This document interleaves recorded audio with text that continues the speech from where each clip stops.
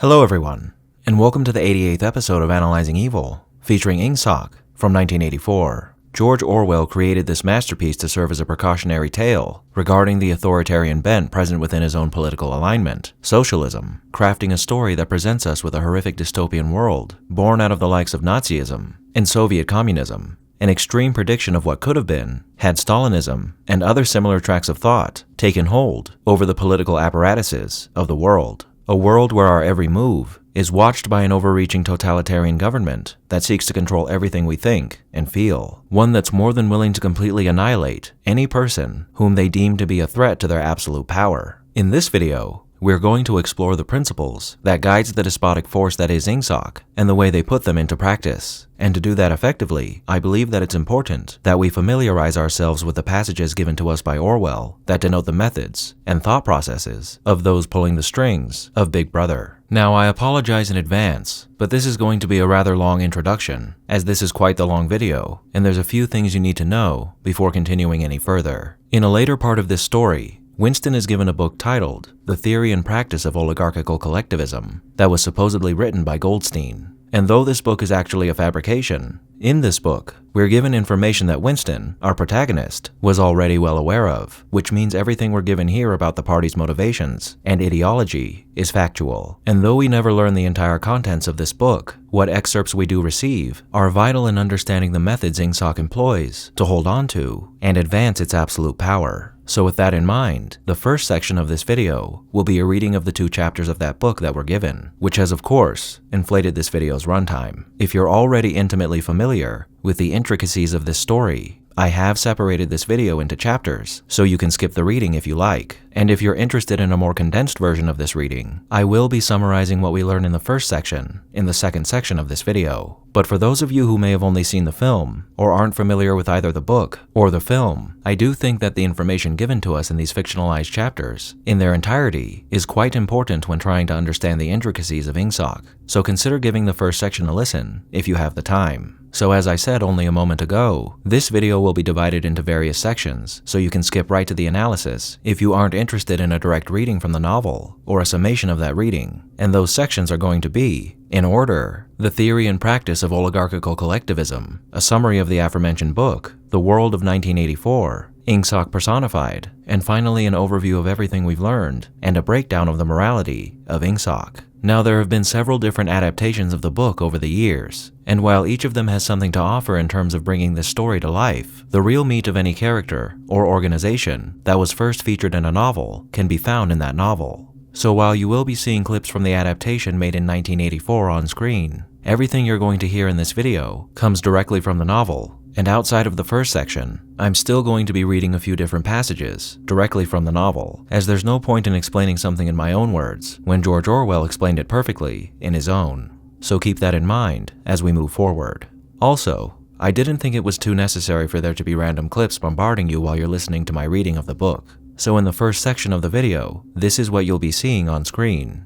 But before we begin, let's first talk about our sponsor for this video, Polygens. Polygens is a research academy founded by 2 Stanford graduates that aims to help students at the high school level looking for one-on-one mentorship from top-tier academics and practitioners in 10 or more hour-long sessions over a period of 3 to 6 months. Polygens is a great way for any student interested in any field to get more familiar with a subject they're interested in. And while Polygens is a great way to help any student prepare for college, Polygens is more about getting students interested in learning for learning's sake. For example, fans of this channel might be interested in delving deeper into psychology, and this project on schizophrenia and its link to neuroplasticity is a great example of the in-depth work a student can undergo when taking on a mentorship at Polygens. I'm always interested in learning more about mental health disorders and how they apply to the characters I cover. And this is an incredible project that was even featured in the Youth Medical Journal that any of you can read through right now to gain better insight into schizophrenia. I'm a lifelong learner, and I think valuable resources like Polygens is just what a voracious student needs to get a leg up in their field. And I highly recommend that any student who wants to gain insight into that field from an expert to give Polygens a shot.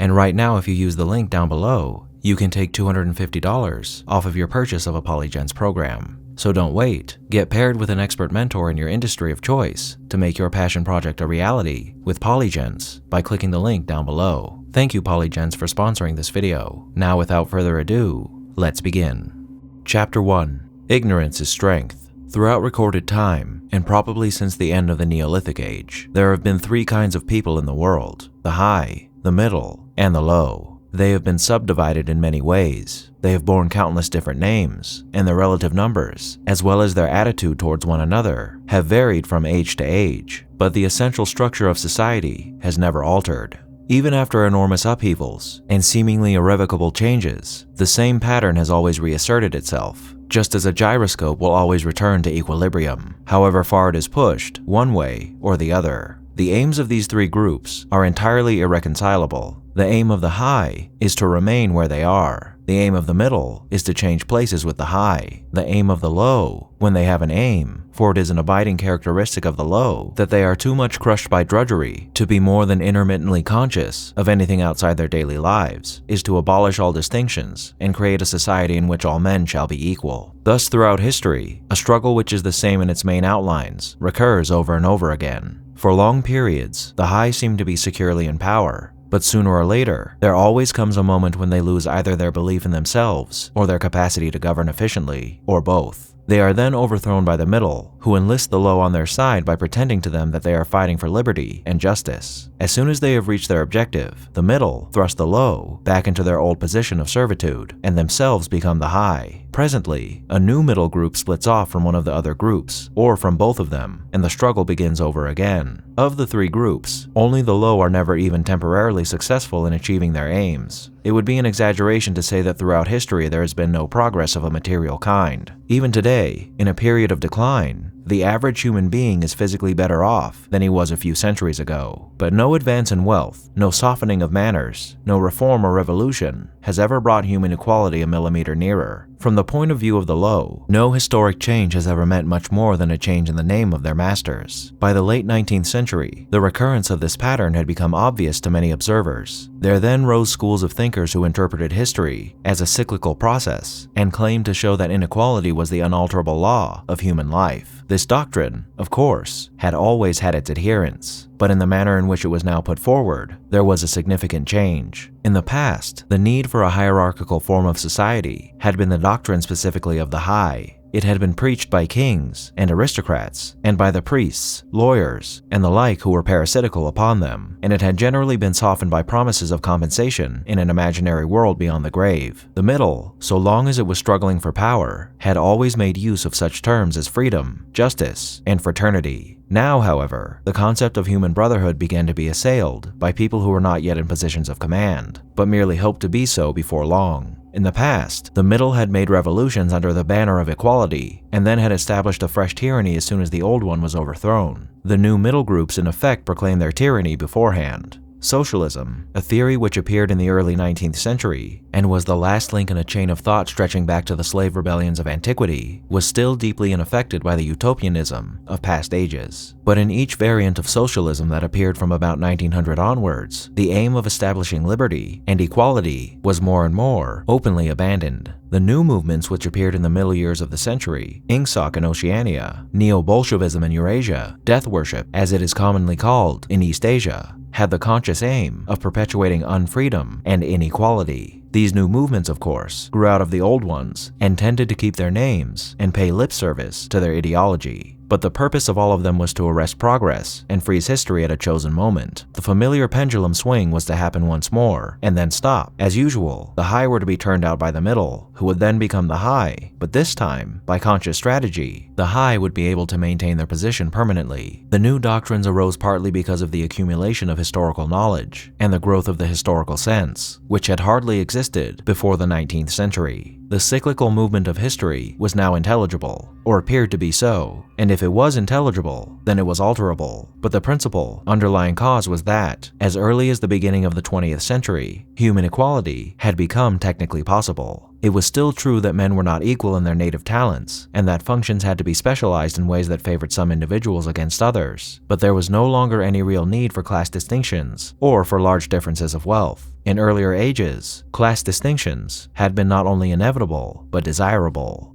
Inequality was the price of civilization. With the development of machine production, however, the case was altered. Even if it was still necessary for human beings to do different kinds of work, It was no longer necessary for them to live at different social or economic levels. Therefore, from the point of view of the new groups who were on the point of seizing power, human equality was no longer an ideal to be striven after, but a danger to be averted. In more primitive ages, when a just and peaceful society was in fact not possible, it had been fairly easy to believe it. The idea of an earthly paradise in which men should live together in a state of brotherhood, without laws and without brute labor, had haunted the human imagination for thousands of years, and this vision had had a certain hold even on the groups who actually profited by each historical change. The heirs of the French, English, and American revolutions had partly believed in their own phrases about the rights of man, freedom of speech, equality before the law, and the like, and have even allowed their conduct to be influenced by them to some extent. But by the fourth decade of the 20th century, all the main currents of political thought were authoritarian. The earthly paradise had been discredited at exactly the moment when it became realizable. Every new political theory, by whatever name it called itself, led back to hierarchy and regimentation. And in the general hardening of outlook that set in around about 1930, practices which had been long abandoned, in some cases for hundreds of years, like imprisonment without trial, the use of war prisoners as slaves, public executions, torture to extract confessions, the use of hostages, and the deportation of whole populations, not only became common again, but were tolerated and even defended by people who considered themselves enlightened and progressive. It was only after a decade of national wars, civil wars, revolutions, and counter-revolutions in all parts of the world that INGSOC and its rivals emerged as fully worked-out political theories. But they had been foreshadowed by the various systems, generally called totalitarian, which had appeared earlier in the century. In the main outlines of the world which would emerge from the prevailing chaos had long been obvious. What kind of people would control this world had been equally obvious. The new aristocracy was made up for the most part of bureaucrats, scientists, technicians, trade union organizers, publicity experts, sociologists, teachers, journalists, and professional politicians. These people, whose origins lay in the salaried middle class and the upper grades of the working class, had been shaped and brought together by the barren world of monopoly industry and centralized government. As compared with their opposite numbers in past ages, they were less avaricious, less tempted by luxury, hungrier for pure power, and, above all, more conscious of what they were doing, and more intent on crushing opposition. This last difference was cardinal. By comparison with that existing today, all the tyrannies of the past were half-hearted and inefficient. The ruling groups were always infected to some extent by liberal ideas, and were content to leave loose ends everywhere, to regard only the overt act, and to be uninterested in what their subjects were thinking. Even the Catholic Church of the Middle Ages was tolerant by modern standards. Part of the reason for this was that in the past, no government had the power to keep its citizens under constant surveillance. The invention of print, however, made it easier to manipulate public opinion, and the film and the radio carried the process further. With the development of television and the technical advance which made it possible to receive and transmit simultaneously on the same instrument, private life came to an end. Every citizen, or at least every citizen important enough to be worth watching, could be kept for 24 hours a day under the eyes of the police and in the sound of official propaganda, with all other channels of communication closed. The possibility of enforcing not only complete obedience, but complete uniformity of opinion on all subjects now existed for the first time. After the revolutionary period of the 50s and 60s, society regrouped itself, as always, into high, middle, and low. But the new high group, unlike all its forerunners, did not act upon instinct, but knew what was needed to safeguard its position. It had long been realized that the only secure basis for oligarchy is collectivism. Wealth and privilege are most easily defended when they are possessed jointly. The so-called abolition of private property, which took place in the middle years of the century, meant, in effect, the concentration of property in far fewer hands than before, but with this difference, that the new owners were a group instead of a mass of individuals. Individually, no member of the party owns anything except petty personal belongings. The party owns everything in Oceania because it controls everything and disposes of the products as it thinks fit.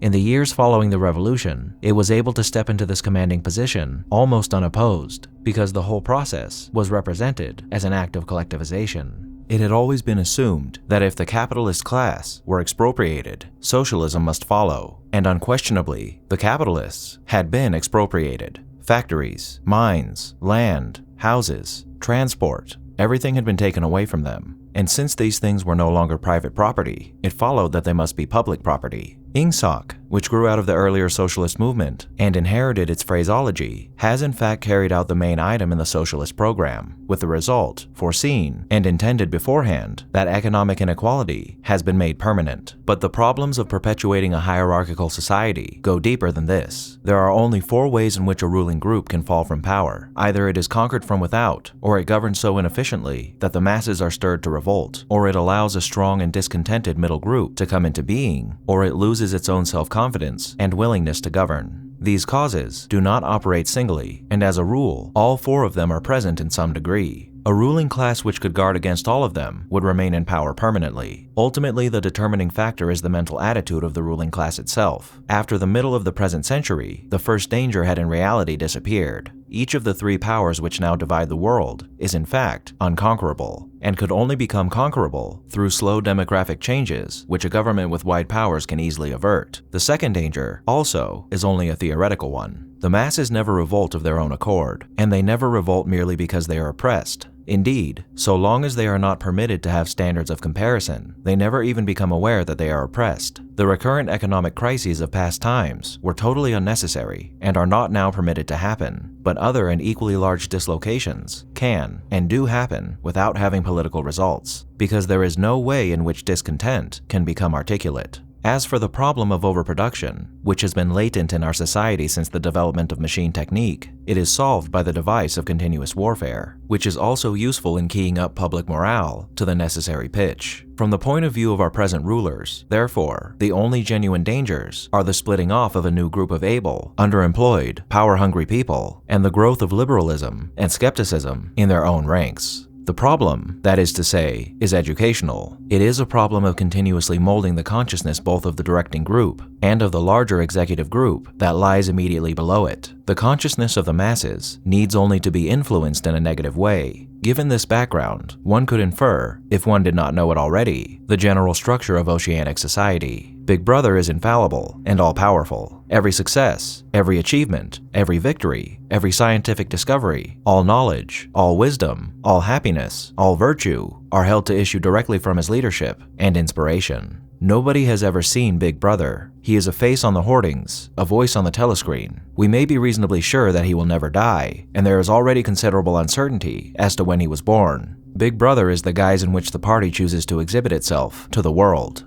His function is to act as a focusing point for love, fear, and reverence, emotions which are more easily felt towards an individual than towards an organization. Below Big Brother comes the inner party, its numbers limited to 6 millions, or something less than 2% of the population of Oceania. Below the inner party comes the outer party, which, if the inner party is described as the brain of the state, may be justly likened to the hands. Below that come the dumb masses whom we habitually refer to as the proles, numbering perhaps 85% of the population. In the terms of our earlier classification, the proles are the low, for the slave population of the equatorial lands, who pass constantly from conqueror to conqueror, are not a permanent or necessary part of the structure. In principle, membership of these 3 groups is not hereditary. The child of inner party parents is in theory not born into the inner party. Admission to either branch of the party is by examination, taken at the age of 16. Nor is there any racial discrimination or any marked domination of one province by another. Jews, black people, South Americans of pure Indian blood are to be found in the highest ranks of the party, and the administrators of any area are always drawn from the inhabitants of that area.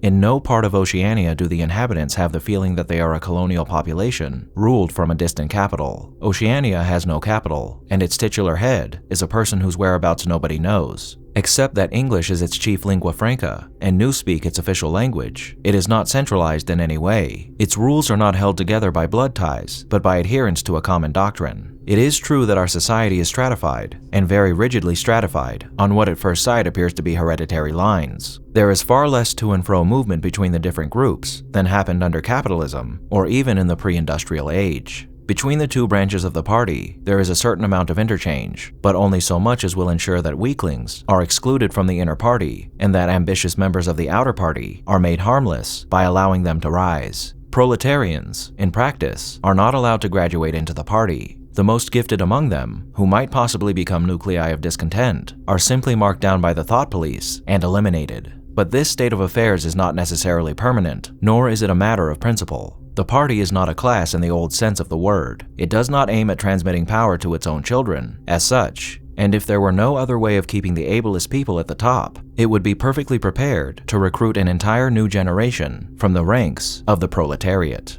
In the crucial years, the fact that the party was not a hereditary body did a great deal to neutralize opposition. The older kind of socialist, who had been trained to fight against something called class privilege, assumed that what is not hereditary cannot be permanent. He did not see that the continuity of an oligarchy need not be physical, nor did he pause to reflect that hereditary aristocracies have always been short-lived, whereas adoptive organizations such as the Catholic Church have sometimes lasted for hundreds or thousands of years. The essence of oligarchical rule is not father-to-son inheritance, but the persistence of a certain worldview and a certain way of life, imposed by the dead upon the living. A ruling group is a ruling group so long as it can nominate its successors. The party is not concerned with perpetuating its blood, but with perpetuating itself. Who wields power is not important, provided that hierarchical structure remains always the same. All the beliefs, habits, tastes, emotions, mental attitudes that characterize our time are really designed to sustain the mystique of the party and prevent the true nature of present-day society from being perceived.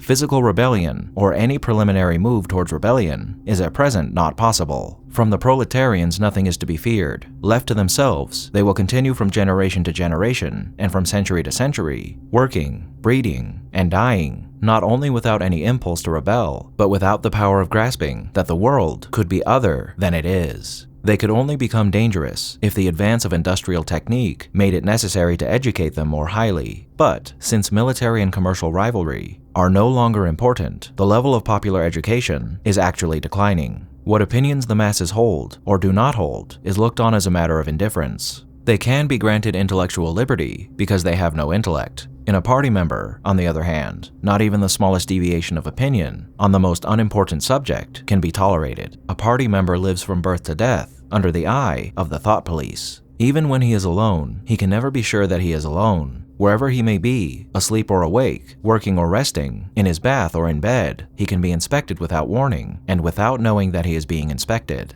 Nothing that he does is indifferent. His friendships, his relaxations, his behavior towards his wife and children, the expression of his face when he is alone, the words he mutters in sleep, even the characteristic movements of his body are all jealously scrutinized. Not only any actual misdemeanor, but any eccentricity, however small, any change of habits, any nervous mannerism that could possibly be the symptom of an inner struggle is certain to be detected. He has no freedom of choice in any direction whatever. On the other hand, his actions are not regulated by law or by any clearly formulated code of behavior. In Oceania, there is no law. Thoughts and actions which, when detected, mean certain death are not formally forbidden, and the endless purges, arrests, tortures, imprisonments, and vaporizations are not inflicted as punishment for crimes which have actually been committed, but are merely the wiping out of persons who might perhaps commit a crime at some time in the future. A party member is required to have not only the right opinions, but the right instincts. Many of the beliefs and attitudes demanded of him are never plainly stated, and could not be stated without laying bare the contradictions inherent in INGSOC. If he is a person naturally orthodox, that is in newspeak, a good thinker, he will in all circumstances know, without taking thought, what is the true belief or the desirable emotion. But in any case, an elaborate mental training undergone in childhood and grouping itself around the newspeak words crime stop, black-white, and doublethink makes him unwilling and unable to think too deeply on any subject whatever. A party member is expected to have no private emotions and no respites from enthusiasm. He is supposed to live in a continuous frenzy of hatred of foreign enemies and internal traitors, triumph over victories, and self-abasement before the power and wisdom of the party. The discontents produced by his bare, unsatisfying life are deliberately turned outwards and dissipated by such devices as the 2 minutes hate, and the speculations which might possibly induce a skeptical or rebellious attitude are killed in advance by his early acquired inner discipline. The first and simplest stage in the discipline, which can be taught even to young children, is called, in newspeak, crime stop. Crime stop means the faculty of stopping short, as though by instinct, at the threshold of any dangerous thought. It includes the power of not grasping analogies, of failing to perceive logical errors, of misunderstanding the simplest arguments if they are inimical to INGSOC, and of being bored or repelled by any train of thought which is capable of leading in a heretical direction. Crime stop, in short, means protective stupidity, but stupidity is not enough. On the contrary, orthodoxy in the full sense demands a control over one's own mental processes, as complete as that of a contortionist over his body. Oceanic society rests ultimately on the belief that Big Brother is omnipotent and that the party is infallible. But since in reality, Big Brother is not omnipotent and the party is not infallible, there is need for an unwearying, moment-to-moment flexibility in the treatment of facts. The key word here is black-white. Like so many newspeak words, this word has two mutually contradictory meanings. Applied to an opponent, it means the habit of impudently claiming that black is white, in contradiction of the plain facts. Applied to a party member, it means a loyal willingness to say that black is white when party discipline demands this. But it means also the ability to believe that black is white, and more, to know that black is white, and to forget that one has ever believed the contrary. This demands a continuous alteration of the past, made possible by the system of thought which really embraces all the rest, and which is known in newspeak as doublethink. The alteration of the past is necessary for two reasons, one of which is subsidiary and, so to speak, precautionary. The subsidiary reason is that the party member, like the proletarian, tolerates present-day conditions partly because he has no standards of comparison. He must be cut off from the past, just as he must be cut off from foreign countries, because it is necessary for him to believe that he is better off than his ancestors, and that the average level of material comfort is constantly rising. But by far the more important reason for the readjustment of the past is the need to safeguard the infallibility of the party. It is not merely that speeches, statistics, and records of every kind must be constantly brought up to date in order to show that the predictions of the party were in all cases right. It is also that no change in doctrine or in political alignment can ever be admitted. For to change one's mind, or even one's policy, is a confession of weakness. If, for example, Eurasia or East Asia, whichever it may be, is the enemy today, then that country must always have been the enemy. And if the facts say otherwise, then the facts must be altered. Thus history is continuously rewritten. This day-to-day falsification of the past, carried out by the Ministry of Truth, is as necessary to the stability of the regime as the work of repression and espionage carried out by the Ministry of Love. The mutability of the past is the central tenet of INGSOC. Past events, it is argued, have no objective existence, but survive only in written records and in human memories. The past is whatever the records and the memories agree upon, and since the party is in full control of all records and in equally full control of the minds of its members, it follows that the past is whatever the party chooses to make it. It also follows that though the past is alterable, it never has been altered in any specific instance. For when it has been recreated in whatever shape is needed at the moment, then this new version is the past, and no different past can ever have existed. This holds good even when, as often happens, the same event has to be altered out of recognition several times in the course of a year. At all times, the party is in possession of absolute truth, and clearly the absolute can never have been different from what is now. It will be seen that the control of the past depends above all on the training of memory. To make sure that all written records agree with the orthodoxy of the moment is merely a mechanical act, but it is also necessary to remember that events happened in the desired manner. And if it is necessary to rearrange one's memories, or to tamper with written records, then it is necessary to forget that one has done so. The trick of doing this can be learned like any other mental technique. It is learned by the majority of party members, and certainly by all who are intelligent, as well as orthodox. In old speak, it is called, quite frankly, reality control. In newspeak, it is called doublethink, though doublethink comprises much else as well. Doublethink means the power of holding two contradictory beliefs in one's mind simultaneously, and accepting both of them. The party intellectual knows in which direction his memories must be altered. He therefore knows that he is playing tricks with reality. But by the exercise of doublethink, he also satisfies himself that reality is not violated. The process has to be conscious, or it would not be carried out with sufficient precision. But it also has to be unconscious, or it would bring with it a feeling of falsity and hence of guilt.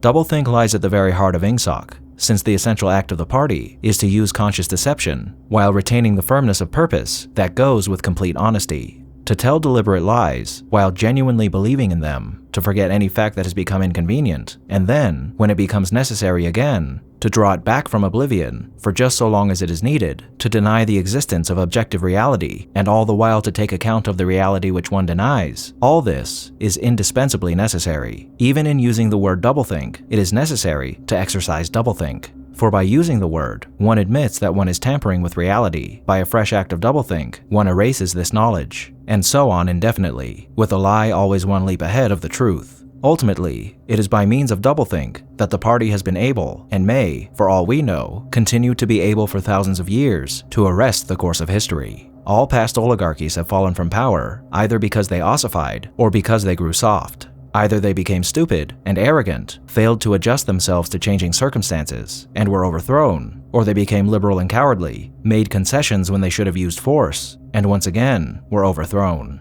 They fell, that is to say, either through consciousness or through unconsciousness. It is the achievement of the party to have produced a system of thought in which both conditions can exist simultaneously, and upon no other intellectual basis could the dominion of the party be made permanent. If one is to rule and to continue ruling, one must be able to dislocate the sense of reality. For the secret of rulership is to combine a belief in one's own infallibility with the power to learn from past mistakes. It need hardly be said that the subtlest practitioners of doublethink are those who invented doublethink and know that it's a vast system of mental cheating. In our society, those who have the best knowledge of what is happening are also those who are furthest from seeing the world as it is. In general, the greater the understanding, the greater the delusion, the more intelligent, the less sane. One clear illustration of this is the fact that war hysteria increases in intensity as one rises in the social scale.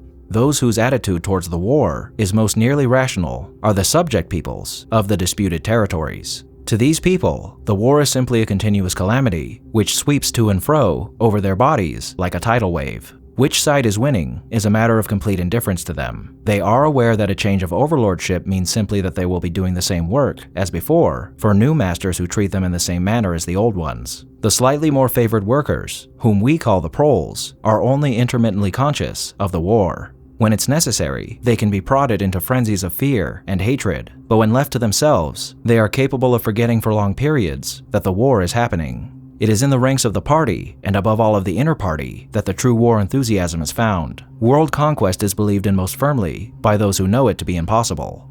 This peculiar thinking together of opposites, knowledge with ignorance, cynicism with fanaticism, is one of the chief distinguishing marks of oceanic society. The official ideology abounds with contradictions even when there is no practical reason for them. Thus, the party rejects and vilifies every principle for which the socialist movement originally stood, and it chooses to do this in the name of socialism. It preaches a contempt for the working class unexampled for centuries past, and it dresses its members in a uniform which was at one time peculiar to manual workers and was adopted for that reason. It systematically undermines the solidarity of the family, and it calls its leader by a name which is a direct appeal to the sentiment of family loyalty. Even the names of the four ministries by which we are governed exhibit a sort of impudence in their deliberate reversal of the facts. The Ministry of Peace concerns itself with war, the Ministry of Truth with lies, the Ministry of Love with torture, and the Ministry of Plenty with starvation. These contradictions are not accidental, nor do they result from ordinary hypocrisy. They are deliberate exercises in doublethink.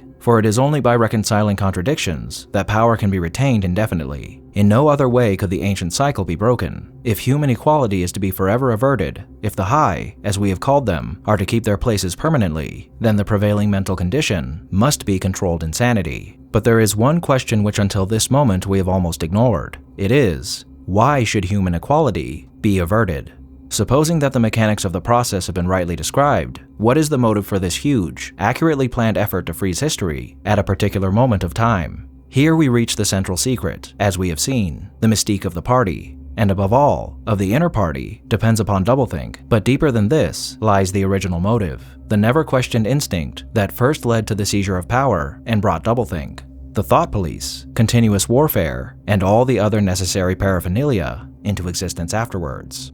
The splitting up of the world into three great superstates was an event which could be, and indeed was foreseen before the middle of the 20th century. With the absorption of Europe by Russia and of the British Empire by the United States, two of the three existing powers, Eurasia and Oceania, were already effectively in being. The third, East Asia, only emerged as a distinct unit after another decade of confused fighting. The frontiers between the three superstates are in some places arbitrary, and in others, they fluctuate according to the fortunes of war, but in general, they follow geographical lines. Eurasia comprises the whole of the northern part of the European and Asiatic landmass, from Portugal to the Bering Strait. Oceania comprises the Americas, the Atlantic Islands, including the British Isles, Australasia, and the southern portion of Africa. East Asia, smaller than the others, and with a less definite western frontier, comprises China and the countries to the south of it, the Japanese islands, and a large but fluctuating portion of Manchuria, Mongolia, and Tibet.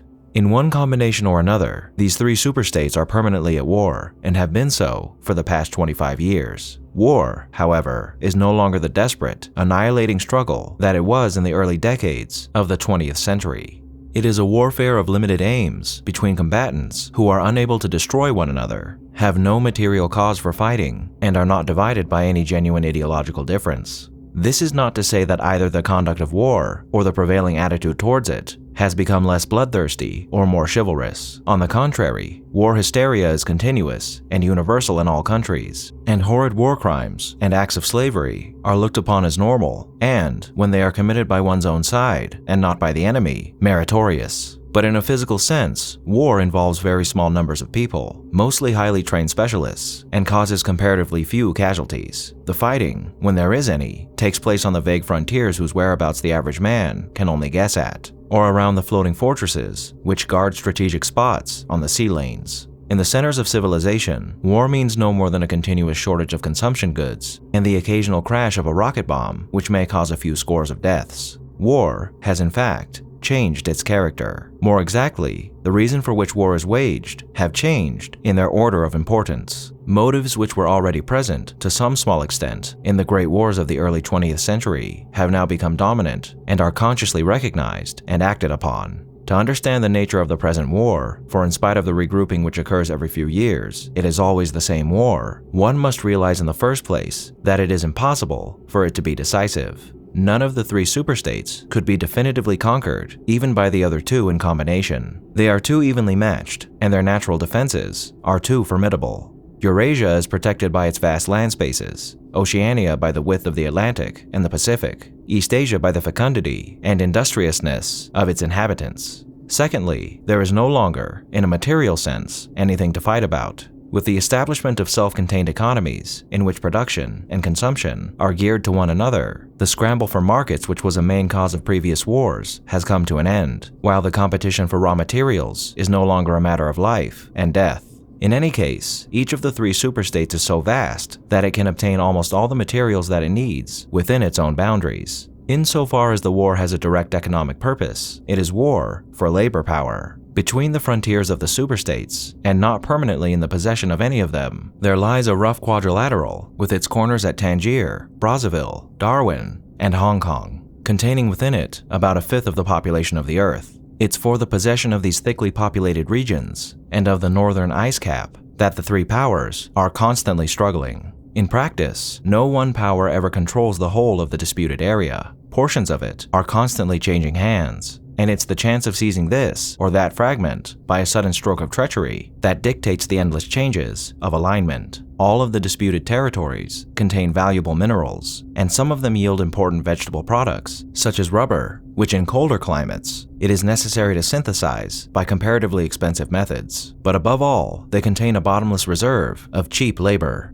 Whichever power controls equatorial Africa, or the countries of the Middle East, or southern India, or the Indonesian archipelago, disposes also of the bodies of scores or hundreds of millions of ill-paid and hard-working coolies. The inhabitants of these areas, reduced more or less openly to the status of slaves, pass continually from conqueror to conqueror and are expended like so much coal or oil in the race to turn out more armaments, to capture more territory, to control more labor power, to turn out more armaments, to capture more territory, and so on indefinitely. It should be noted that the fighting never really moves beyond the edges of the disputed areas. The frontiers of Eurasia flow back and forth between the basin of the Congo and the northern shore of the Mediterranean. The islands of the Indian Ocean and the Pacific are constantly being captured and recaptured by Oceania or by East Asia. In Mongolia, the dividing line between Eurasia and East Asia is never stable. Around the pole, all three powers lay claim to enormous territories, which in fact are largely uninhabited and unexplored. But the balance of power always remains roughly even, and the territory which forms the heartland of each superstate always remains inviolate. Moreover, the labor of the exploited peoples around the equator is not really necessary to the world's economy. They add nothing to the wealth of the world, is used for purposes of war, and the object of waging a war is always to be in a better position in which to wage another war. By their labor, the slave populations allow the tempo of continuous warfare to be speeded up. But if they did not exist, the structure of world society and the process by which it maintains itself would not be essentially different. The primary aim of modern warfare, in accordance with the principles of doublethink, this aim is simultaneously recognized and not recognized by the directing brains of the inner party, is to use up the products of the machine without raising the general standard of living. Ever since the end of the 19th century, the problem of what to do with the surplus of consumption goods had been latent in industrial society. At present, when few human beings even have enough to eat, this problem is obviously not urgent, and it might not have become so, even if no artificial processes of destruction had been at work. The world of today is a bare, hungry, dilapidated place compared with the world that existed before 1914, and still more so if compared with the imaginary future to which the people of that period looked forward. In the early 20th century, the vision of a future society, unbelievably rich, leisured, orderly, and efficient, a glittering antiseptic world of glass and steel and snow-white concrete, was part of the consciousness of nearly every literate person. Science and technology were developing at a prodigious speed, and it seemed natural to assume that they would go on developing. This failed to happen, partly because of the impoverishment caused by a long series of wars and revolutions, partly because scientific and technical progress depended on the empirical habit of thought, which could not survive in a strictly regimented society. As a whole, the world is more primitive today than it was 50 years ago. Certain backward areas have advanced, and various devices, always in some way connected with warfare and police espionage, have been developed, but experiment and invention have largely stopped, and the ravages of the atomic war of the 1950s have never been fully repaired. Nevertheless, the dangers inherent in the machine are still there. From the moment when the machine first made its appearance, it was clear to all thinking people that the need for human drudgery, and therefore to a great extent for human inequality, had disappeared. If the machine were used deliberately for that end, hunger, overwork, dirt, illiteracy, and disease could be eliminated within a few generations. And in fact, without being used for any such purpose, but by a sort of automatic process, by producing wealth, which it was sometimes impossible not to distribute, the machine did raise the living standards of the average human very greatly over a period of about 50 years at the end of the 19th and the beginning of the 20th centuries. But it was also clear that an all-around increase in wealth threatened the destruction, indeed, in some sense, was the destruction of a hierarchical society. In a world in which everyone worked short hours, had enough to eat, lived in a house with a bathroom and a refrigerator, and possessed a motor car or even an aeroplane, the most obvious and perhaps the most important form of inequality would already have disappeared. If it once became general, wealth would confer no distinction. It was possible, no doubt, to imagine a society in which wealth, in the sense of personal possessions and luxuries, should be evenly distributed, while power remained in the hands of a small, privileged caste. But in practice, such a society could not long remain stable, for if leisure and security were enjoyed by all alike, the great mass of human beings who are normally stupefied by poverty would become literate and would learn to think for themselves, and when once they had done this, they would sooner or later realize that the privileged minority had no function, and they would sweep it away. In the long run, a hierarchical society was only possible on a basis of poverty and ignorance. To return to the agricultural past, as some thinkers about the beginning of the 20th century dreamed of doing, was not a practicable solution. It conflicted with the tendency towards mechanization, which had become quasi-instinctive throughout almost the whole world, and moreover, any country which remained industrially backward was helpless in a military sense and was bound to be dominated, directly or indirectly, by its more advanced rivals. Nor was it a satisfactory solution to keep the masses in poverty by restricting the output of goods. This happened to a great extent during the final phase of capitalism, roughly between 1920 and 1940. The economy of many countries was allowed to stagnate, land went out of cultivation, capital equipment was not added to, great blocks of the population were prevented from working and kept half alive by state charity. But this too entailed military weakness, and since the privations it inflicted were obviously unnecessary, it made opposition inevitable. The problem was how to keep the wheels of industry turning without increasing the real wealth of the world. Goods must be produced, but they must not be distributed, and in practice, the only way of achieving this was by continuous warfare. The essential act of war is destruction, not necessarily of human lives, but of the products of human labor. War is a way of shattering to pieces, or pouring into the stratosphere, or sinking in the depths of the sea, materials which might otherwise be used to make the masses too comfortable, and hence, in the long run, too intelligent. Even when weapons of war are not actually destroyed, their manufacture is still a convenient way of expending labor power without producing anything that can be consumed. A floating fortress, for example, has locked up in it the labor that would build several hundred cargo ships. Ultimately, it is scrapped as obsolete, never having brought any material benefit to anybody, and with further enormous labors, another floating fortress is built. In principle, the war effort is always so planned as to eat up any surplus that might exist after meeting the bare needs of the population. In practice, the needs of the population are always underestimated, with the result that there is a chronic shortage of half the necessities of life. But this is looked on as an advantage. It is deliberate policy to keep even the favored groups somewhere near the brink of hardship, because a general state of scarcity increases the importance of small privileges and thus magnifies the distinction between one group and another. By the standards of the early 20th century, even a member of the inner party lives an austere, laborious kind of life. Nevertheless, the few luxuries that he does enjoy, his large, well-appointed flat, the better texture of his clothes, the better quality of his food and drink and tobacco, his 2 or 3 servants, his private motor car or helicopter, set him in a different world from a member of the outer party. And the members of the outer party have a similar advantage in comparison with the submerged masses, whom we call the proles. The social atmosphere is that of a besieged city, where the possession of a lump of horseflesh makes the difference between wealth and poverty, and at the same time, the consciousness of being at war, and therefore in danger, makes the handing over of all power to a small caste seem the natural, unavoidable condition of survival. War, it will be seen, accomplishes the necessary destruction, but accomplishes it in a psychologically acceptable way. In principle, it would be quite simple to waste the surplus labor of the world by building temples and pyramids, by digging holes and filling them up again, or even by producing vast quantities of goods and then setting fire to them. But this would provide only the economic and not the emotional basis for a hierarchical society. What is concerned here is not the morale of masses, whose attitude is unimportant so long as they are kept steadily at work, but the morale of the party itself. Even the humblest party member is expected to be competent, industrious, and even intelligent within narrow limits. But it is also necessary that he should be a credulous and ignorant fanatic whose prevailing moods are fear, hatred, adulation, and orgiastic triumph.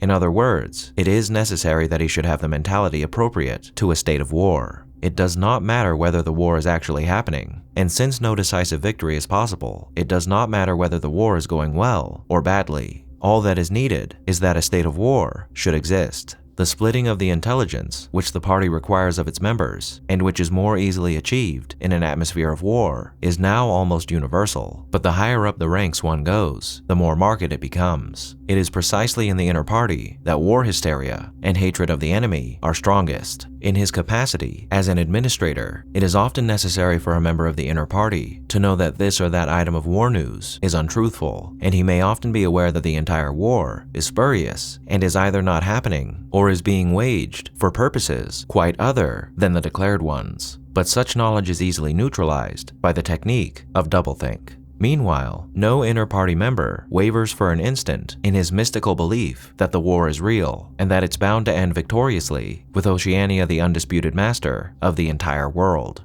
All members of the inner party believe in this coming conquest as an article of faith. It is to be achieved either by gradually acquiring more and more territory, and so building up an overwhelming preponderance of power, or by the discovery of some new and unanswerable weapon. The search for new weapons continues unceasingly, and is one of the very few remaining activities in which the inventive or speculative type of mind can find any outlet. In Oceania, at the present day, science in the old sense has almost ceased to exist. In Newspeak, there is no word for science. The empirical method of thought on which all the scientific achievements of the past were founded is opposed to the most fundamental principles of INGSOC, and technological progress only happens when its products can in some way be used for the diminution of human liberty. In all the useful arts, the world is either standing still or going backwards. The fields are cultivated with horseplows, while books are written by machinery. But in matters of vital importance, meaning, in effect, war and police espionage, the empirical approach is still encouraged, or at least tolerated.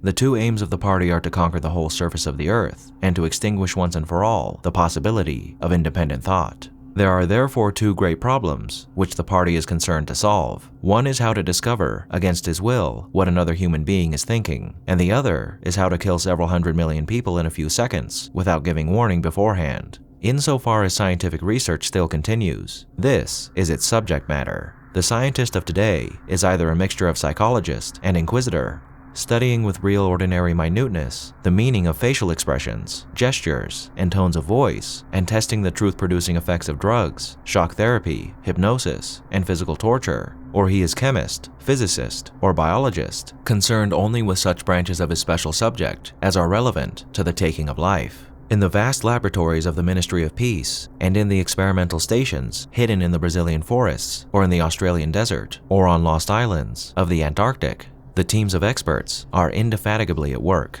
Some are concerned simply with planning the logistics of future wars. Others devise larger and larger rocket bombs, more and more powerful explosives, and more impenetrable armor plating. Others search for new and deadlier gases, or for soluble poisons capable of being produced in such quantities as to destroy the vegetation of whole continents, or for breeds of disease germs immunized against all possible antibodies. Others strive to produce a vehicle that shall bore its way under the soil, like a submarine under the water, or an aeroplane, as independent of its base as a sailing ship. Others explore even remoter possibilities, such as focusing the sun's rays through lenses suspended thousands of kilometers away in space, or producing artificial earthquakes and tidal waves by tapping the heat at the Earth's center. But none of these projects ever comes anywhere near realization, and none of the three superstates ever gains a significant lead on the others. What is more remarkable is that all three powers already possess, in the atomic bomb, a weapon far more powerful than any that their present researches are likely to discover. Although the party, according to its habit, claims the invention for itself, atomic bombs first appeared as early as the 1940s and were first used on a large scale about 10 years later. At that time, some hundreds of bombs were dropped on industrial centers, chiefly in European Russia, Western Europe, and North America. The effect was to convince the ruling groups of all countries that a few more atomic bombs would mean the end of organized society, and hence of their own power. Thereafter, although no formal agreement was ever made or hinted at, no more bombs were dropped. All three powers merely continued to produce atomic bombs and store them up against the decisive opportunity, which they all believe will come sooner or later. And meanwhile, the art of war has remained almost stationary for 30 or 40 years. Helicopters are more used than they were formerly. Bombing planes have largely been superseded by self-propelled projectiles, and the fragile, movable battleship has given way to the almost unsinkable floating fortress. But otherwise, there has been little development. The tank, the submarine, the torpedo, the machine gun, even the rifle, and the hand grenade are still in use. And in spite of the endless slaughters reported in the press and on the telescreens, the desperate battles of earlier wars, in which hundreds of thousands or even millions of men were often killed in a few weeks, have never been repeated. None of the three superstates ever attempts any maneuver which involves the risk of serious defeat. When any large operation is undertaken, it is usually a surprise attack against an ally. The strategy that all three powers are following, or pretend to themselves that they are following, is the same. The plan is, by a combination of fighting, bargaining, and well-timed strokes of treachery, to acquire a ring of bases completely encircling one or other of the rival states, and then to sign a pact of friendship with that rival, and remain on peaceful terms for so many years as to lull suspicion to sleep. During this time, rockets loaded with atomic bombs can be assembled at all the strategic spots. Finally, they will all be fired simultaneously, with effects so devastating as to make retaliation impossible. It will then be time to sign a pact of friendship with the remaining world power in preparation for another attack. This scheme, it is hardly necessary to say, is a mere daydream, impossible of realization. Moreover, no fighting ever occurs except in the disputed areas around the equator and the pole. No invasion of enemy territory is ever undertaken. This explains the fact that in some places, the frontiers between the superstates are arbitrary.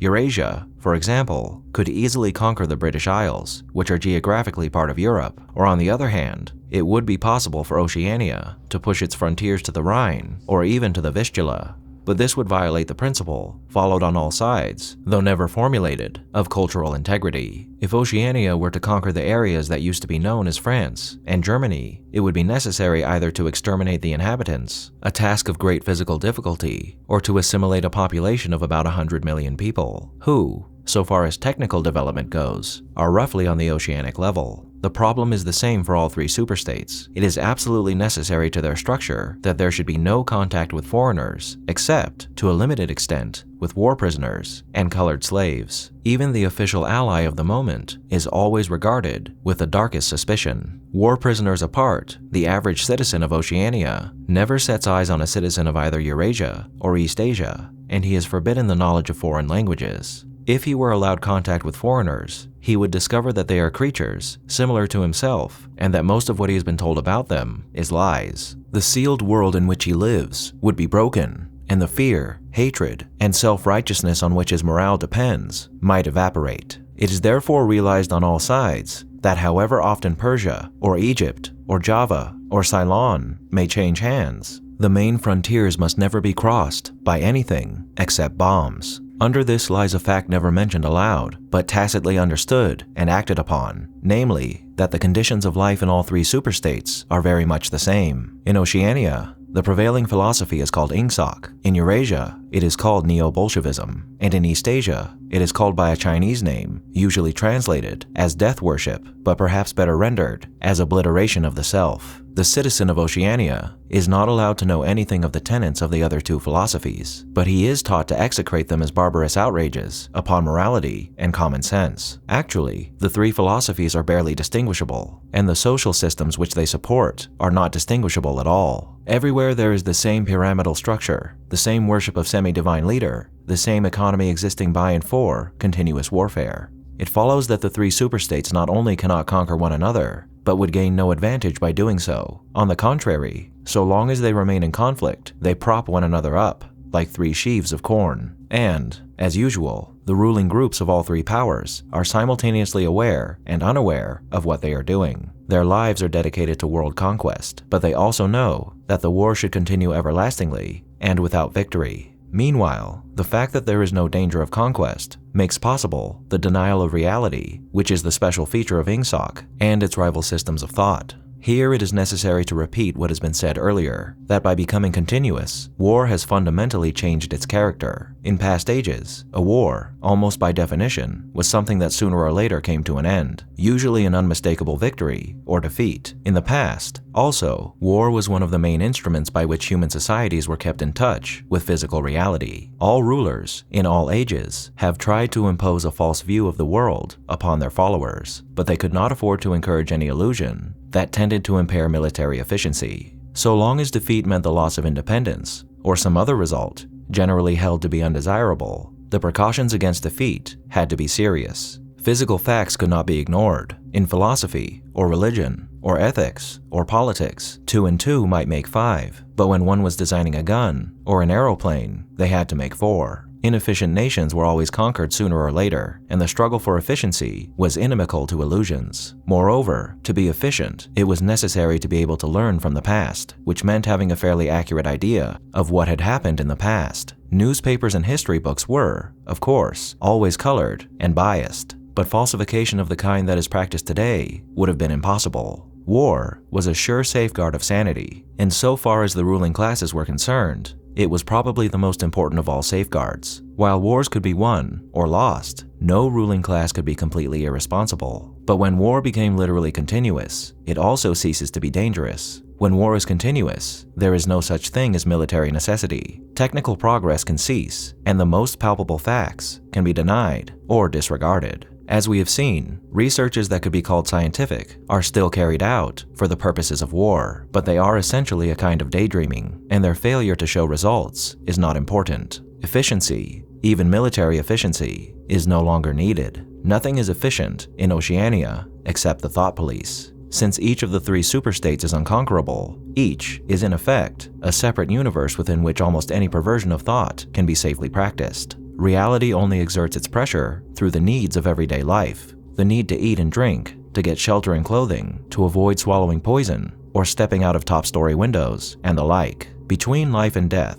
and between physical pleasure and physical pain, there is still a distinction, but that is all. Cut off from contact with the outer world and with the past, the citizen of Oceania is like a man in interstellar space who has no way of knowing which direction is up and which is down. The rulers of such a state are absolute, as the pharaohs or the Caesars could not be. They are obliged to prevent their followers from starving to death in numbers large enough to be inconvenient, and they are obliged to remain at the same low level of military technique as their rivals. But once that minimum is achieved, they can twist reality into whatever shape they choose. The war, therefore, if we judge it by the standards of previous wars, is merely an imposture. It is like the battles between certain ruminant animals whose horns are set at such an angle that they are incapable of hurting one another. But though it is unreal, it is not meaningless. It eats up the surplus of consumable goods, and it helps to preserve the special mental atmosphere that a hierarchical society needs. War, it will be seen, is now a purely internal affair. In the past, the ruling groups of all countries, although they might recognize their common interest and therefore limit the destructiveness of war, did fight against one another, and the victor always plundered the vanquished.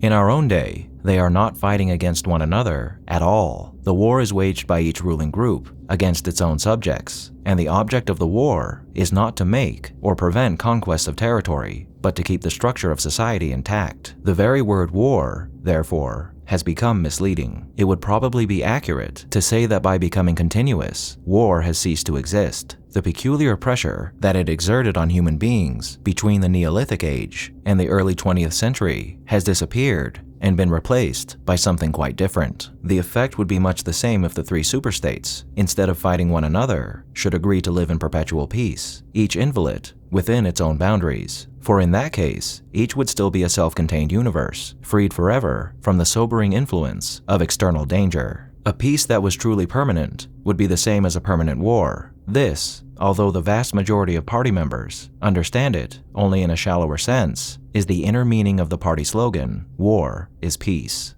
And now, before we move on, I'd like to read an excerpt from the index of this book that gives us some more insight into Newspeak. The purpose of Newspeak was not only to provide a medium of expression for the worldview and mental habits proper to the devotees of INGSOC, but to make all other modes of thought impossible. It was intended that when Newspeak had been adopted once and for all, and Old Speak forgotten, a heretical thought, that is, a thought diverging from the principles of INGSOC, should be literally unthinkable, at least so far as thought is dependent on words. Its vocabulary was so constructed as to give exact and often very subtle expression to every meaning that a party member could properly wish to express, while excluding all other meanings, and also the possibility of arriving at them by indirect methods. This was done partly by the invention of new words, but chiefly by eliminating undesirable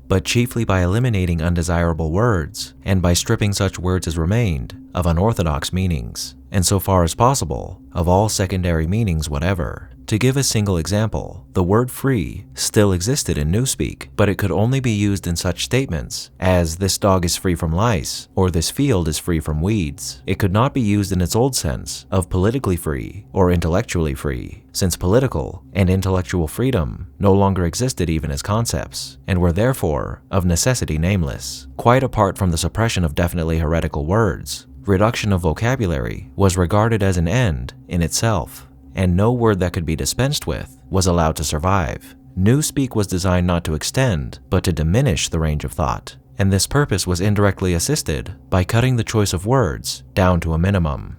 And now on to a summary of this section. In this alternate version of Earth, the world is divided between three different superpowers that emerged after an atomic war in the 1950s. Oceania, which is comprised of North America, South America, Australia, Southern Africa, and England. Eurasia, which encompasses the former Soviet Union and all of mainland Europe, and then East Asia, the smallest of the three, that rules over much of China and other various Asian countries. The world in this universe is, to put it simply, a hellscape. Since the atomic war, these three superstates have been engaged in constant warfare with one another, though the war is never as bad as it seems when presented through propaganda, as the need for large-scale warfare has largely become obsolete, owing to the fact that significant exchanges of territory actually serve as a detriment to each respective superstate due to the logistics of integrating or eliminating large groups of people. So the never-ending war being fought across the world is, in reality, only fought by a handful of soldiers on a handful of frontiers, and the real casualties come from bombing campaigns that are orchestrated by the governments of each state against their own people to perpetuate the illusion of war. If you happen to live outside these states, though, conditions are inherently worse, as the people that are unfortunate enough to live within the borders of the disputed lands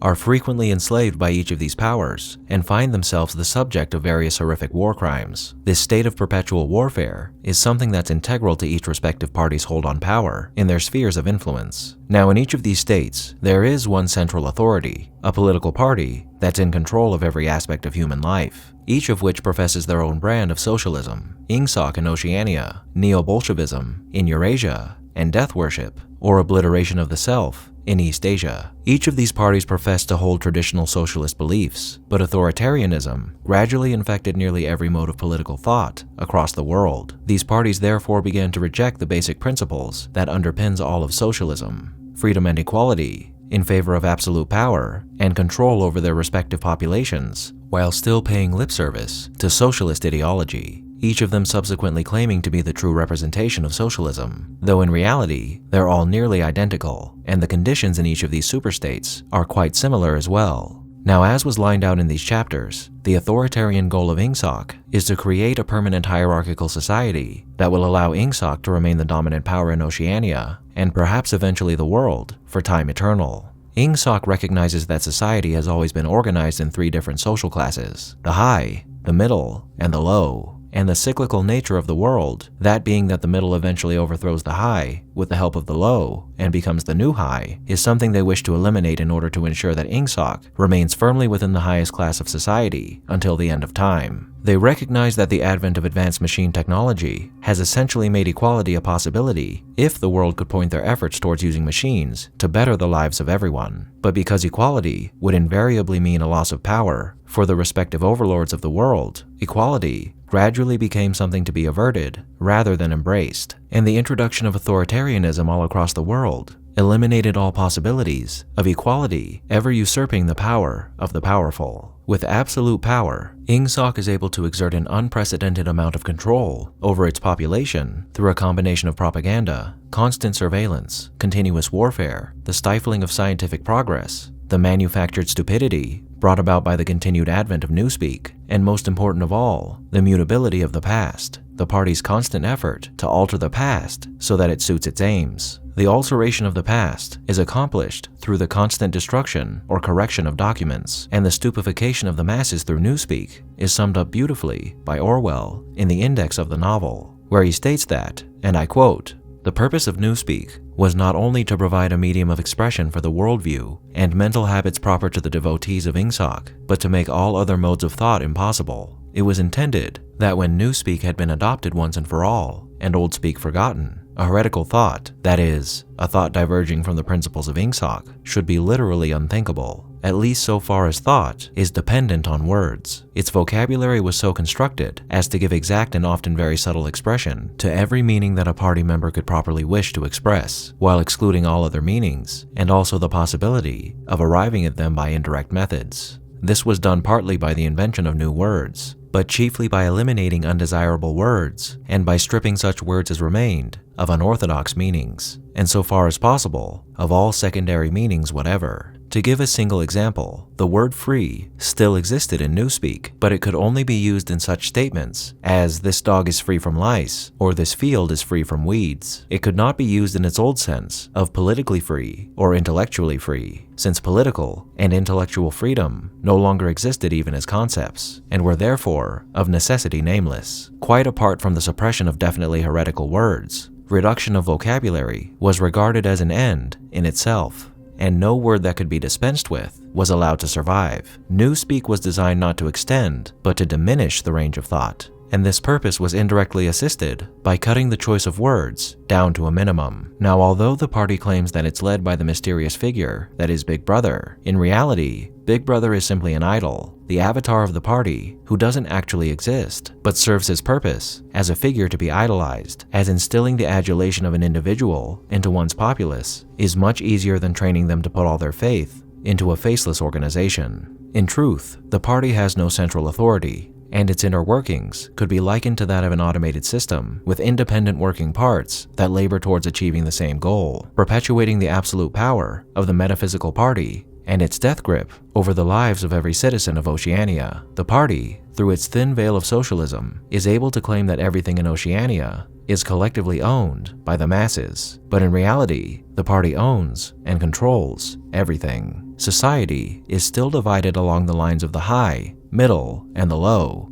the high being what is known as the inner party, the small number of people that can be seen as the brains of the party who decide the course of party policy, the outer party, which are the hands of the party, the everyday workers who carry out the will of the inner party, and the proles, who are both outside the control of the party and under its thumb in every way imaginable. The proles and their doings matter little to the party. Within the prole sectors of Oceania, crime is rampant, and people mostly do as they please, but through the careful organization of society and the prevailing opinion that the proles have no intellect, the party has ensured that the proles have no standard of comparison that could cause them to yearn for a better life, absolutely no upward mobility outside of potential membership in the party, and an education that eliminates all adversarial thoughts to the party. However, the members of the inner and outer party are another matter entirely. A member of the party is watched 24/7, and every thought, feeling, and action is intensely scrutinized by the thought police. Party members aren't permitted even the slightest deviation in opinion, but a party member is expected to not only hold the correct opinions, but the correct instincts, as the beliefs a party member is supposed to hold are never plainly stated, as otherwise, the contradictions in INGSOC would become apparent. A party member is expected to have no private emotions and no respite from party enthusiasm. He is supposed to live in a continuous frenzy of hatred of foreign enemies and internal traitors, triumph over victories, and self-abasement before the power and wisdom of the party. The discontents produced by his bare, unsatisfying life are deliberately turned outwards and dissipated by such devices as the 2 minutes hate, and the speculations which might possibly induce a skeptical or rebellious attitude are killed in advance by his early acquired inner discipline.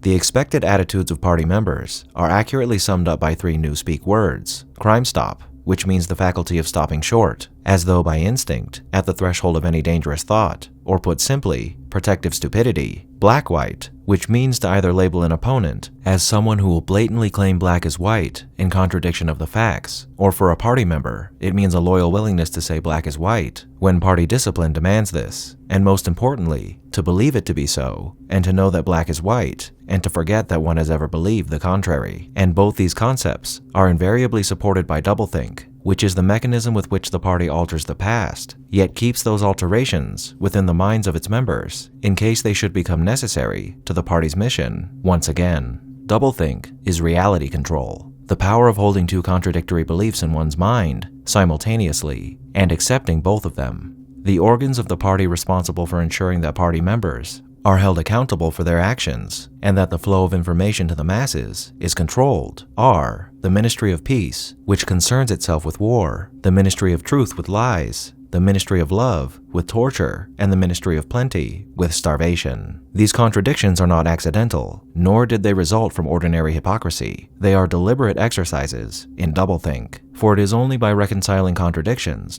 that power can be retained indefinitely. This is the party as outlined by Goldstein's book. But now let's examine how these policies have affected the world through the eyes of our protagonist, Winston, and his companion, Julia. Winston describes the bleak world of Airstrip 1, that is, the official party name for England, as a drab, run-down, and wholly depressing place to live in, one where rats and dilapidated gray buildings are permanent fixtures of the scenery, a place where rockets fall periodically to annihilate scores of party members and proles alike. The police are regularly seen in both the prole sectors and the party sectors of society. But the real danger lies with the thought police, the secret police of the party, who are known for whisking party members away in the middle of the night for committing thought crime, the act of having dangerous thoughts against the party. Telescreens, the 1984 equivalent of a television, are to be found in every habitation and place of work in the party sectors, and one is never truly alone with their thoughts and actions so long as they are within sight of a telescreen or close enough to it that it can hear you, and the telescreens are even able to detect a person's heartbeat, so trying to get past them is not so easily done. Society is highly regimented, with daily workouts beamed through the telescreens, rations for the barest necessities, that are always in short supply, even though the populace is constantly bombarded with news of enormous feats in production, and everyone, at least in public,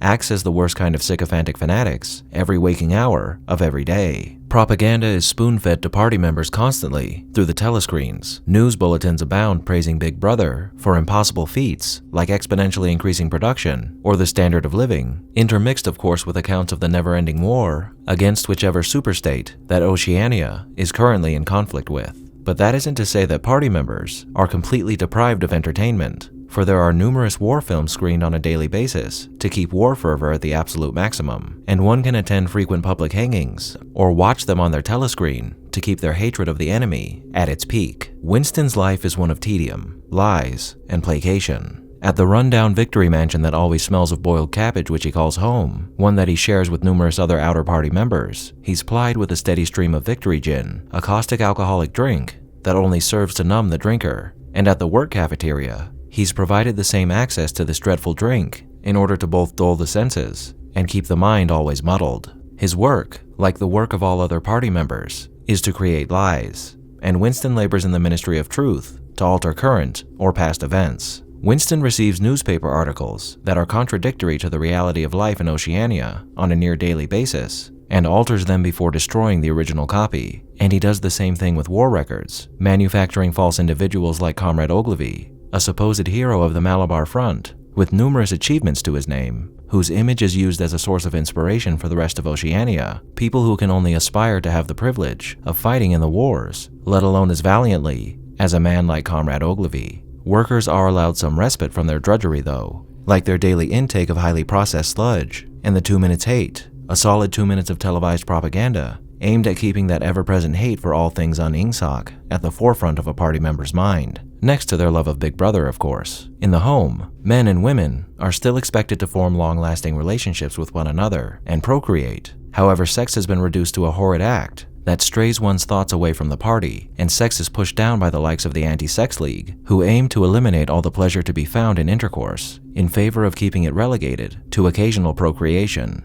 with the eventual goal of eliminating human contact altogether by breeding humans through artificial insemination. Vilifying sex also serves another purpose though, in that a person who is forced into sexual privation has their pent-up sexual urges transformed into hysteria, which the party can use as a vehicle to further drive its people into a state of war hysteria and fanaticism. Now, the thought police are the central threat in this world, but what's perhaps worse than the thought police and the constant presence of sycophantic fools are the children of party members, little devils who are indoctrinated from birth to be the perfect party drones and virtual extensions of the thought police. Abusive to their parents and filling their days with party functions, these children frequently betray their parents and turn them into the thought police for no other reason than suspected thought crime. Tips that the thought police always assume are made with the utmost sincerity. However one might try, no one can escape the all-consuming grasp of the thought police if they show even a modicum of dissent in their actions or speech. Less so if a person decides to blatantly disobey the unspoken laws of the party, as we see when Winston begins deviating significantly from party protocol by illegally engaging with Julia and attempting to become a part of the resistance with the help of a hopeful ally in the inner party member O'Brien, a man who unfortunately turns out to be a member of the thought police who is entirely entrenched in party ideology. Winston was our eyes and ears regarding the world of 1984 and the darkness that surrounds it, but O'Brien is the party personified, a man who, for all intents and purposes, might as well be the real Big Brother, and it's through him that we really get to see the horrid tenets and practices of the party, as well as the actions of the people who cling to them, as an absolute truth. During Winston's dreadful imprisonment and interrogation, we see him abused physically and mentally in horrifying ways that no human should ever have to endure, and the desired result of this process is to wear down the individual so completely that they totally transform into a paragon of the party. And who better to explain this process to us than O'Brien himself? Do not imagine that you will save yourself, Winston, however completely you surrender to us. No one who has once gone astray is ever spared, and even if we choose to let you live out the natural term of your life, still you would never escape from us. What happens to you here is forever. Understand that in advance. We shall crush you down to the point from which there is no coming back. Things will happen to you from which you could not recover, even if you lived 1,000 years. Never again will you be capable of ordinary human feeling. Everything will be dead inside you. Never again will you be capable of love, or friendship, or joy of living, or laughter, or curiosity, or courage, or integrity. You will be hollow. We shall squeeze you empty, and then we shall fill you with ourselves. As for why O'Brien and the thought police are subjecting people to this horrendous treatment, we're given an answer when O'Brien poses this question to Winston and answers it himself. Once Winston incorrectly answers that the party treats people this way for their supposed own good, then O'Brien says, "Now I will tell you the answer to my question. It is this: the party seeks power entirely for its own sake. We are not interested in the good of others. We are interested solely in power, not wealth, or luxury, or long life, or happiness, only power, pure power."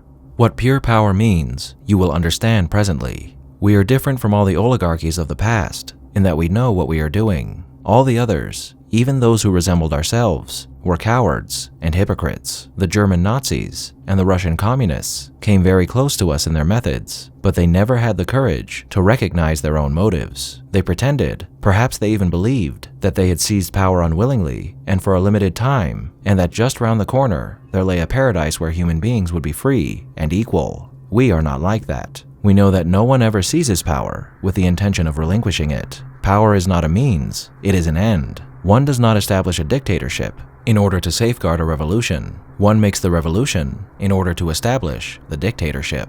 The object of persecution is persecution. The object of torture is torture. The object of power is power. We are the priests of power. God is power. But at present, power is only a word so far as you are concerned. It is time for you to gather some idea of what power means. The first thing you must realize is that power is collective. The individual only has power insofar as he ceases to be an individual. You know the party slogan, "Freedom is slavery." Has it ever occurred to you that it is reversible? Slavery is freedom. Alone, free, the human being is always defeated.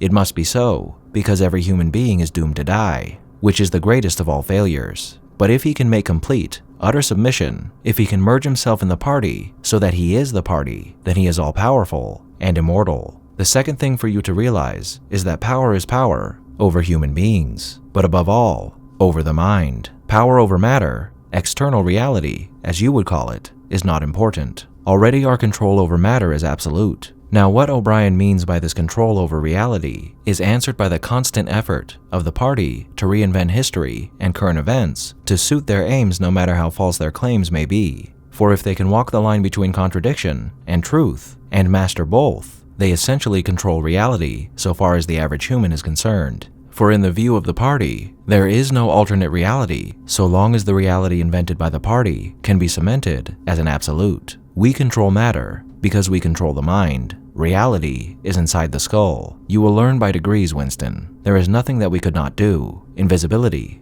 levitation, anything. I could float off this floor like a soap bubble if I wish to. I do not wish to because the party does not wish it. You must get rid of those 19th century ideas about the laws of nature. Here, O'Brien even goes so far as to claim that humanity was the beginning of life on Earth, and any evidence to the contrary is a fabrication concocted by enemies of the state. And he says as much when Winston challenges O'Brien on the existence of fossils, after which O'Brien asks if Winston had ever seen any, and when he replies that he hasn't, then he asks him how he could possibly know then that they exist. And he even manages to extend this bizarre line of thinking towards the cosmos when Winston declares that the whole universe is outside of the influence of the party, noting the existence of the stars, to which O'Brien says, "What are the stars? They are bits of fire a few kilometers away. We could reach them if we wanted to, or we could blot them out. The Earth is the center of the universe. The sun and the stars go round it. For certain purposes, of course, that is not true. When we navigate the ocean, or when we predict an eclipse, we often find it convenient to assume that the Earth goes round the sun, and that the stars are millions upon millions of kilometers away. But what of it? Do you suppose it is beyond us to produce a dual system of astronomy? The stars can be near or distant, according as we need them. Have you forgotten doublethink? And of course it all comes back to doublethink, the tool that the party uses to distort reality in any way it sees fit. But the physical and metaphysical nature of the universe isn't even a chief concern of the party. It's men and the minds that lie inside of them. The real power, the power we have to fight for night and day, is not power over things, but over men. Power is in inflicting pain and humiliation. Power is in tearing human minds to pieces and putting them together again in new shapes of your own choosing. Do you begin to see then what kind of world we are creating? It is the exact opposite of the stupid, hedonistic utopias that the old reformers imagined. A world of fear and treachery and torment, a world of trampling and being trampled upon, a world which will grow not less, but more merciless as it refines itself. Progress in our world will be progress towards more pain. The old civilizations claimed that they were founded on love or justice. Ours is founded upon hatred. In our world, there will be no emotions except fear, rage, triumph, and self-abasement. Everything else we shall destroy. Already we are breaking down the habits of thought which have survived from before the revolution. We have cut the links between child and parent, and between man, and between man and woman. No one dares trust a wife, or a child, or a friend any longer. But in the future, there will be no wives and no friends. Children will be taken from their mothers at birth, as one takes eggs from a hen. The sex instinct will be eradicated. Procreation will be an annual formality, like the renewal of a ration card. We shall abolish the orgasm. Our neurologists are at work upon it now. There will be no loyalty, except loyalty towards the party. There will be no love, except the love of Big Brother. There will be no laughter, except the laugh of triumph over a defeated enemy. There will be no art, no literature, no science. When we are omnipotent, we shall have no more need of science. There will be no distinction between beauty and ugliness. There will be no curiosity, no enjoyment of the processes of life. All competing pleasures will be destroyed. But always, do not forget this, Winston. Always there will be the intoxication of power, constantly increasing and constantly growing subtler. Always at every moment, there will be the thrill of victory, the sensation of trampling on an enemy who is helpless. If you want a picture of the future, imagine a boot stamping on a human face forever. And remember that it is forever. The face will always be there to be stamped upon. The heretic, the enemy of society, will always be there, so that he can be defeated and humiliated over again. Everything that you have undergone since you have been in our hands, all that will continue, and worse. The espionage, the betrayals, the arrests, the tortures, the executions, the disappearances will never cease. It will be a world of terror as much as a world of triumph. The more the party is powerful, the less it will be tolerant. The weaker the opposition, the tighter the despotism. Goldstein and his heresies will live forever. Every day, at every moment, they will be defeated, discredited, ridiculed, spat upon, and yet they will always survive. This drama that I have played out with you during 7 years will be played out over and over again, generation after generation, always in subtler forms. Always we shall have the heretic here at our mercy, screaming with pain, broken up, contemptible, and in the end, utterly penitent, saved from himself, crawling to our feet of his own accord. That is the world that we are preparing, Winston. A world of victory after victory, triumph after triumph after triumph, an endless pressing upon the nerve of power. You are beginning, I can see, to realize what that world will be like. But in the end, you will do more than understand it. You will accept it, welcome it, become part of it. In his helpless state, Winston still manages to find it in himself to challenge the indomitable will of O'Brien by stating that the party is destined to lose eventually, that some force, perhaps the human spirit, will eventually break the shackles that have been clamped around the ankles of humanity. But O'Brien is not impressed in the slightest and gives Winston this in reply. We control life, Winston, at all its levels. You are imagining that there is something called human nature, which will be outraged by what we do and will turn against us. But we create human nature. Men are infinitely malleable. Or perhaps you have returned to your old idea that the proletarians or the slaves will arise and overthrow us. Put it out of your mind. They are helpless, like the animals. Humanity is the party. The others are outside, irrelevant. And indeed, it would appear that O'Brien is correct, as even the ever-defiant Winston is eventually made to humble himself before the party and declare his love of Big Brother. After which, of course, he's sent to the dreaded Room 101, the arena where the unfortunate are brought to live out their worst fears after revealing them to the thought police during their confessions or through espionage via the telescreens. And Winston is inevitably broken down to the point where he betrays his love of Julia and replaces that love with the love of Big Brother, a final capitulation that would finally allow Winston the freedom to be shot. So after everything we've learned about INGSOC and the world that it lords over, what is there to say about this monstrous creation? Well, Right off the bat, there's not a single positive thing to be said about INGSOC. But whatever pinprick of light that manages to penetrate the all-consuming darkness of the party doesn't even begin to provide any sort of redemption to this diabolical organization. The world as run by INGSOC is nothing short of a nightmare. Torture, rape, murder, espionage, pitiful living conditions, wrongful imprisonment, indoctrination, forced labor, purges, and endless warfare are all sponsored by a state that only cares about advancing the power of an immaterial human construct that will ensure the subjugation of humanity through an endless cycle of violence and systemic stupefaction. But the sad truth is that at varying points in our own history, there have been millions, if not billions of people that have been made to suffer under the yoke of despots, dictators, and their cronies who seek to cement themselves in positions of power through the suffering of their people. George Orwell was partially inspired to write this novel by what he had heard was happening in Stalin's Soviet Union, a country that was pressed under the thumb of their leader in almost the same way as the people of Oceania are pressed under INGSOC. The Ministry of Truth is basically a representation of the Lubyanka, the dreaded prison that the NKVD and later KGB used to torture and kill supposed enemies of the state. The worship of Big Brother is akin to a cult of personality a la Stalin. The near ever-present surveillance of citizens and frequent purges were as much of a problem in Stalin's Soviet Union as they were in INGSOC's Oceania. Starvation, labor camps, and falsified statistics were the norm, and there was even a KGB agent who went under the codename O'Brien that was sent to spy on George Orwell. Though the Soviet Union under Stalin may have been the inspiration for this tale, it is unfortunately not the only example of power-hungry individuals seeking to amass power at the expense of innocence. In the Americas, you had Rafael Trujillo of the Dominican Republic, Papa Doc Duvalier in Haiti, and Fidel Castro in Cuba. In Africa, you had Mobutu Sese Seko in the Democratic Republic of the Congo, Robert Mugabe in Zimbabwe, Idi Amin in Uganda, and the dreaded Derg under Mengistu Haile Mariam in Ethiopia.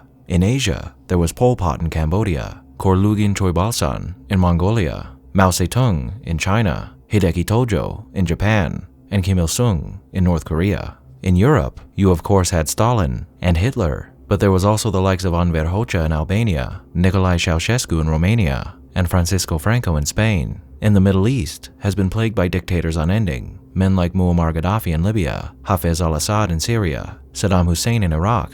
This is only a small list of dictators that ruled in the 1900s who implemented policies that would feel right at home in INGSOC's Oceania. But an even more unfortunate truth than the dreadful realities of the past are the current sad state of affairs in the present. Cuba is still ruled in the shadows by Fidel Castro's brother, and Venezuela is still suffering under the weight of the rule of Nicolas Maduro. Bashar al-Assad inherited the brutality of his father and has been ravaging the people of Syria in a brutal civil war for over a decade now. And the Taliban is resurgent in Afghanistan. In Thailand and Myanmar, military strongmen reign supreme and keep a stranglehold over their people. Kim Jong-un, who heads a state that is likely the closest thing we've ever seen to being a representation of 1984, has inherited the death grip over the North Korean people. And in China, repression abounds in Xinjiang and elsewhere at the behest of Xi Jinping and the Communist Party of China. In Africa, Teodoro Obiang Mbasogo in Equatorial Guinea claims to be a god, and in Uganda, Eritrea, and the Republic of Congo, Yoweri Museveni, Isaias Afwerki, and Denis Sassou Nguesso, respectively, have been abusing their people for decades. Only recently in Kazakhstan were the people able to shirk off some of the influence of their longtime leader, Nursultan Nazarbayev, and other former Soviet states like Belarus, Tajikistan, and Turkmenistan are dominated by strongmen like Alexander Lukashenko, Emomali Rahmon, and Gurbanguly Berdimuhamedow and his son Serdar, respectively. And we of course can't forget the tyrannical reign of Vladimir Putin, who, as of the making of this video, is looking as if he'll have his title changed from President of Russia to the more appropriate Ruler of Russia. But again, these are only a few examples of the barbarity that continues to play out all across the world. And though none of these states and their leaders, save for perhaps North Korea, are exactly like INGSOC and Big Brother, the fact remains that vestiges of what we see in this story are still prevalent in our society. So what do every single one of these regimes and despots have in common? Well,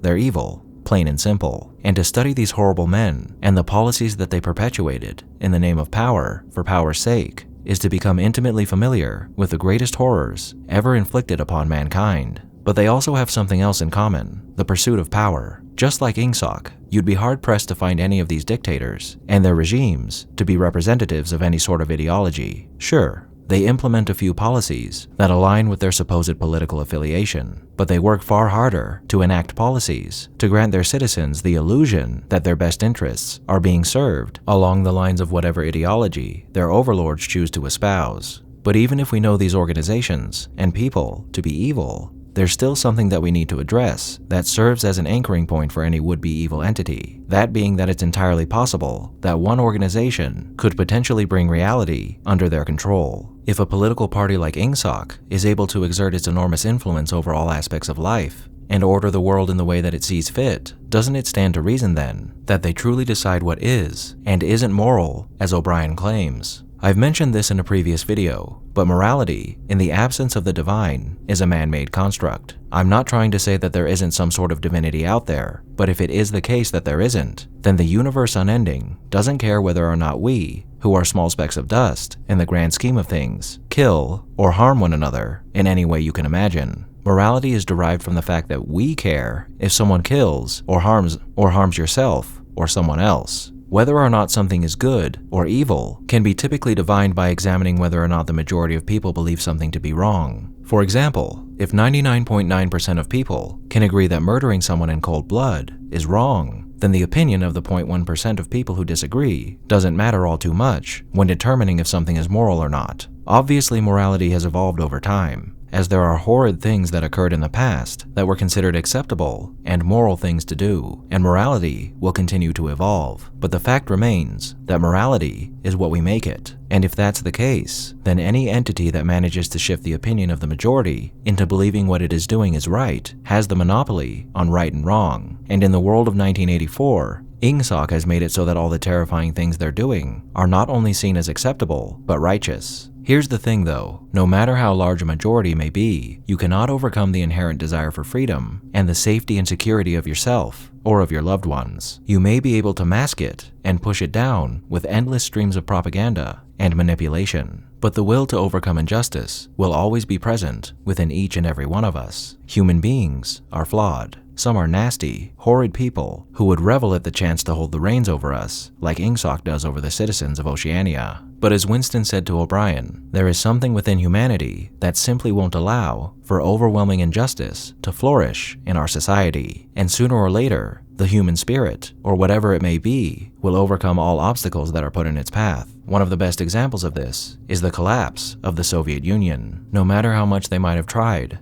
they eventually failed. And I believe that attempts to take this same course is sooner or later doomed to fail. Or maybe Winston and I are wrong. Maybe there are certain places in the world that are doomed to flounder in the wake of their oppressors. Perhaps the future is owned by those who would have a boot heel stamping on the face of humanity for eternity. But I refuse to believe that to be so. INGSOC may be a very realistic nightmare that some people have lived through or are currently living through. But like many of the dictatorships that had a stranglehold over countless countries during the 1900s and beyond, I believe the day of reckoning for these tyrants is not just a possibility, but an inevitability. Perhaps we're destined to flirt with totalitarianism for as long as humanity persists. Maybe the struggle against those who would see us in chains or in holes in the ground will never end. But with any luck, as time goes on, evil like this may become a dark relic of the past. In any case, the evidence is clear. 1984 presents us with a nightmare scenario that would spell the end of humanity as we know it, a dark portent of a future that might be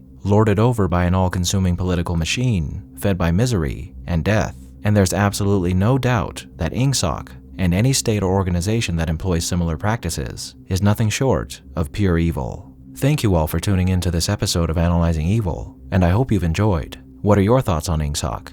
Did I miss anything? Let me know down below, and leave a suggestion for a villain you'd like to see featured while you're at it. If you like this video, hit that thumbs up button, and make sure to subscribe if you haven't already. A big thank you to all of my subscribers, and to my patrons, and a most vile thank you to those whose names you're seeing on screen now.